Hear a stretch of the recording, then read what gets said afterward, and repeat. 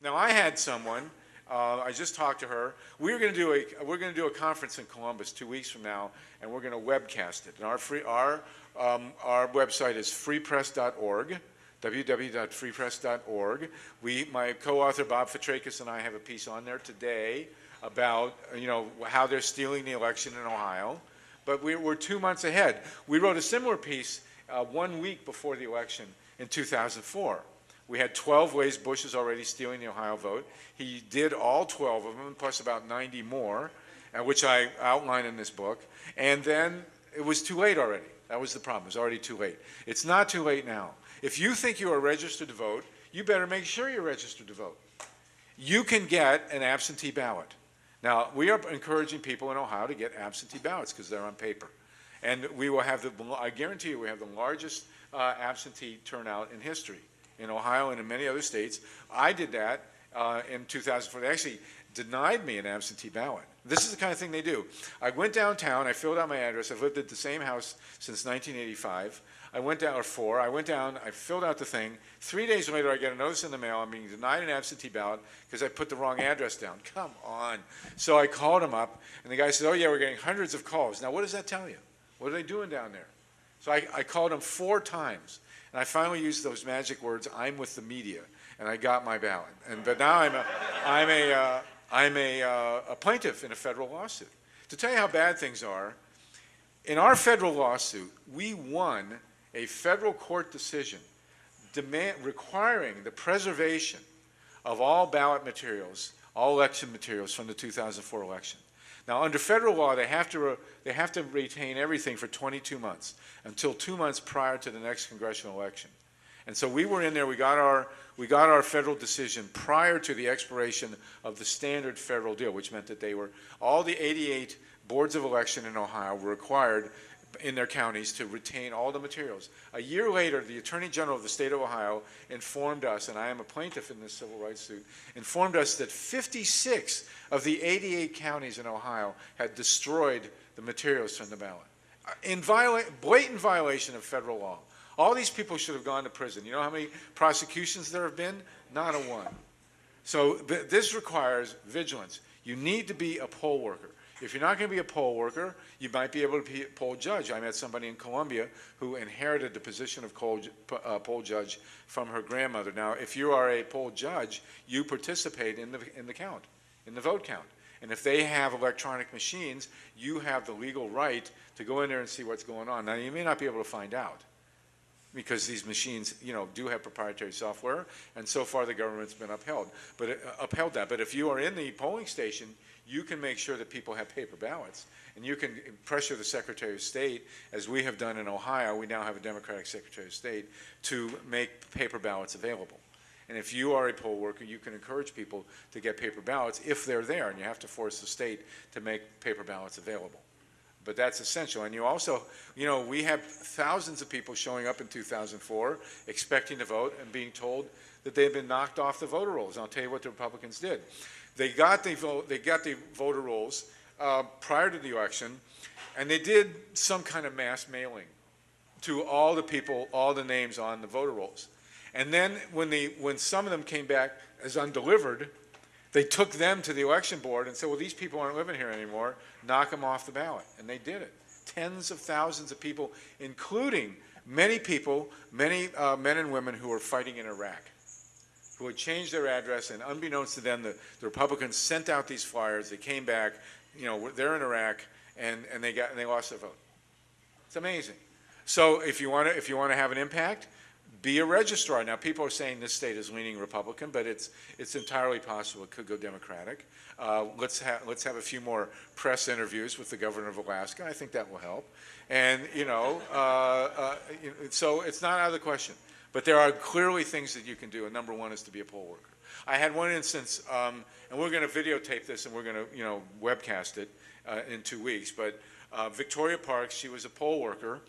And what they had set up was they had a single building, and the building was housing a number of precincts in the same building. And the people who were running the show, who were the Republicans, had everybody line up in the same line. And so the line went for hours, and then people would get there and they would vote in the wrong precinct. and then their votes they would get provisional ballots, and then they pitch these provisional ballots in the trash. And so what Victoria did was she took the initiative, and all she did was say, okay, if you're in this precinct, go here, precinct, you go here, if in this precinct, you go there. So she split the line. She saved hundreds of votes just by doing that. And so, you know, our goal is to have poll workers in every precinct in the country and a video crew at every precinct in the country with cell phones. So that if anything comes up, we can document it, and then we will have, and you should do this, and you should prepare for this, you should have hearings, public hearings scheduled for the week after the election.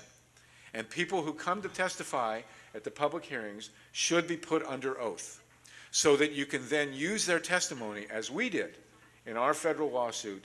If people's rights are violated at the polling stations, they come to the hearing afterwards, they go under oath, and then their testimony is usable in a federal civil rights lawsuit. And it works. And if these people know that this is going to happen, it will have, as they say, a chilling impact on the theft of the election. But just remember, there is absolutely no doubt that Al Gore won the 2000 election and John Kerry won 2004, and however they might have been, they could not conceivably have been worse than George W. Bush. And as a historian, I will tell you, without any reservation, that he has been the worst president the United States has ever seen. He's in a class by himself. But this other guy, John McCain, could be worse. Yes. And because I think if we have people watching the vote, I think he will win. I think people are sick of what's going on in Washington. I think he's actually a pretty good candidate. And, you know, we can all make fault with him, whatever, but I think he's extremely well organized. I mean, that Democratic convention was astounding. I kept saying, are those the Democrats? I mean, I was just waiting for the lights to go out or something, you know. And I think this Sarah Palin thing is going to backfire, ultimately. They've fired up the conservative base, but they sure have fired up the liberal base. I mean, people are terrified of this woman, you know. I mean, don't shoot me, I'm not a moose. Okay, sorry. Go ahead. Thanks for being here. Can you hear me? My pleasure, yes. I have 2 questions and a comment. Okay. Number 1, I am a poll worker. We tell people, we have to do what they tell us to do for one How thing. did you become a poll worker? Can you tell everybody? I just went down there and applied. To the Board of Elections. Desperate. They're desperate for people. And you get paid? Yeah. Absolutely. And if they'll Such a deal. make me a supervisor, they'll make anybody a supervisor. But they tell us what to do. We have to do what they say. One thing that's really weird is that... No, you don't. Like I have to tell people to turn their cell phones off, and I don't think that they would allow cameras in there. No, that's illegal, but that doesn't matter because you can get the word out. If there's a video crew outside, you know, you can do that. Outside. Or if you have observers. No, we're not expecting video cameras inside. That's not going to happen. That's probably against federal law. Although I tell you, you know, it varies state by state. You might want to look at the law. They might not have the right to keep out video cameras. I don't know. Generally, they're not allowed. Well, we have to make people do that. And then other weird things like that seem irrelevant, like we have to walk to the screen with the voter and choose for them and like turn the screen on, and it's really moronic, you know. We have to turn the screen on, and then we ask them what party they want, which is really kind of a breach of No, that's a confidentiality. breach. I don't think that's allowed. We've been doing that for years. Oh, that's for the primary. Oh. I have to admit, Oh, I that's voted for in the everything. Republican primary in Ohio because Ken Blackwell was running against some other guy, and I wanted to vote against Ken Blackwell. But I walked in, I said, I'd like a Republican ballot, and they said, you want what? So, no, that was in the primary. And my comment is that I campaigned for Carrie and Edwards, and I knew that was... What I don't understand is why hasn't anyone tried to impeach George Bush? Why not? It's a good question, and I don't have the answer to that. You know, he should have been impeached. Impeachment's too good for him. But my favorite bumper sticker is, give George Bush a 3rd term in the federal penitentiary. That's Yeah. And my comment is that it's scary. It's scary if he can win too, and the man can't even tie his own shoelaces and needs a keeper. And I mean, it's scary. It's a sign of the time. It's kind of a scary sign of the time. It is. That no one's tried to impeach him and get by with that yet. Well, Dennis Kucinich has. Dennis Kucinich has tried. And Cynthia McKinney, right? So, you know, okay, sir.